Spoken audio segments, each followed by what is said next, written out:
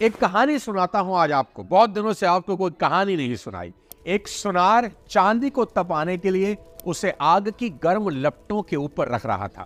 तो उसका 16 साल का लड़का उसे देख रहा था। बेटे ने कहा, पापा ये क्या कर रहे हो? सुनार ने बेटे से कहा, चांदी को लपटों के ठीक बीचों बीच उस जगह रखना पड़ता है जहां आग की लौ सबसे ज्यादा गर्म होती है, ताकि चांदी का सारा खोट, उसकी इम्प्योरिटी यानी अशुद्धता जलकर राख हो जाए। बेटे ने कहा, आप कब तक इसे ऐसे ही पकड़कर बैठे रहोगे पापा? सुनार ने जवाब दिया, बेटा चांदी को पकड़कर सिर्फ बैठा ही नहीं रहूंगा, बल्कि पूरे समय चांदी पर नजर भी जमाए रखनी होगी। अगर चांदी ज्यादा समय आग की लपटों के बीच रही तो नष्ट हो सकती है। बेटे ने बड़ी मासूमियत से पूछा, पापा आपको कैसे पता चलेगा कि चांदी पूरी तरह शुद्ध हो गई? पिता ने मुस्कुराकर बेटे को जवाब दिया, बहुत आसान, जब उसमें मेरी झलक दिखने लगे, जब मेरा अक्स उसमें नजर आने लगे। नहीं समझे आप?